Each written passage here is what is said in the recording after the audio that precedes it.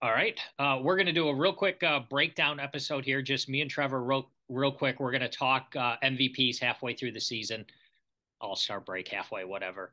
Uh, I have a compelling argument for who I think is clearly the MVP, but I'll let Trevor go first, give whatever people or numbers he wants to drop first. Go ahead, Trevor. Yeah, so I don't think there's a clear runaway MVP at all. I think there's a lot of different people who should be in contention here. The number one on my list is always probably going to be Jimmy Norp. From a pitching standpoint, he's had at this point in the season, he's pitched in 5 games, 1.06 ERA, 1.53 WHIP, lots of strikeouts, and he's 4-1. Um, on top of that, obviously hitting, one of the best hitters in the league, one of the most clutch hitters in the league. Uh, Batting average not where you'd expect it to be on the season overall, but he gets on base a ton, got a high on base percentage, high slugging percentage, and comes up with big hits constantly. I think if you're looking at most valuable player, it's hard to imagine where the Diamondbacks would be without him. And they are 8-1. Is that correct? And they're correct. They're 8-1 at this point in the season. And you also think about, now I don't know how much this plays into MVP, but his leadership qualities, putting the right people, that kind of goes more towards manager of the year category, which I think he's very clearly the manager of the year. I think it's, obviously the Magic have a 7-2 record, but I think that has very little to do with their actual managing of the lineup and more to do with the draft picks that they were handed. Hey, don't take shots at Jack. That's my job. Okay, continue. Sorry. But if you think about Jimmy and what he's done for this team with Trey Flood pitching and Casey Bennett hitting and Pishka contributing as well, is just they're just a great team all around, and managing all those pieces like he has makes him, in my mind, the most valuable player as well.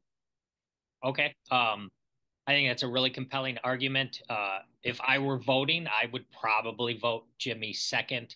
The reason I don't think he is the clear cut is you just listed off a handful of really good players who contribute, and you didn't even mention Jonah Heath, who batting wise, walking wise has been pretty good. My vote, and I think it's pretty clear. It's Grant Miller. Their record is 7-2. Their team isn't very good.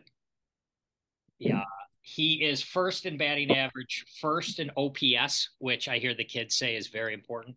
He's second in slugging and second in on base percentage. And if we take out the steroid game that TC3 had, he'd probably be first in everything. He's behind Jordan Robles in on base percentage.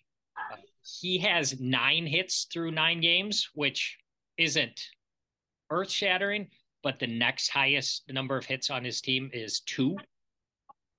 They don't have anybody who can do anything. If you took Jimmy Norp off the Wildcats, I think they are off the Diamondbacks. I think they'd win a few games. If you took Grant Miller off the 7-2 Magic, I think you could make a pretty good argument they'd be 0-9 because nobody can hit. And his defense in that series versus the Wildcats. JP line shot. Miller dives for it, makes the play to first. He got him! Grant Miller putting on a show in left. Saved multiple runs. So even though he hasn't pitched, he saves runs in the field. So that's my argument for Grant Miller. The argument that I'll make against that, now I think Grant's obviously an amazing player. Hitter of the year, I'd say for sure. He's the most feared hitter in the league right now, I think.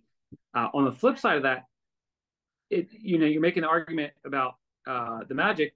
They have, at this point, statistically, the 2 best pitchers in the league over the 8 games that these two combined to pitch. Obviously, RJ pitched 6 of them. Trevor pitched 2 so far. They've given up a total of 3 earned runs in 24.2 innings.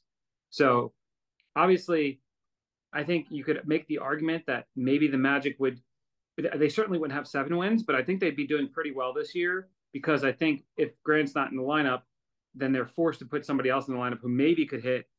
You never know.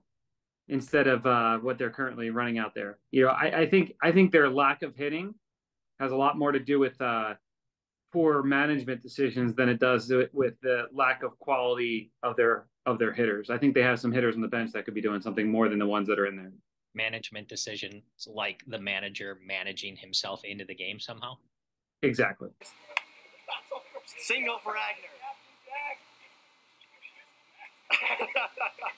Did indeed miss the bag, can confirm per Jack himself. Yeah. And I'll tell you this right now. If at the end of the season, we get to the end of the season and he's the manager of the year, that's a complete farce.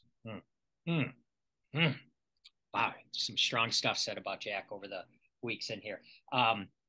If you rank the teams 1 through 8 in number of hits, DFL, dead effing last, is the Magic. If you take, again, valuable, how valuable is he to the team? If you take Grant Miller out of the lineup, there's a really good chance they have 0 runs through 9 games. So it doesn't matter how good their pitchers are. If you never score, you never win. So that's my thought. Let's go! But that is our quick breakdown, halfway point, MLW MVP. Good gambling, everybody.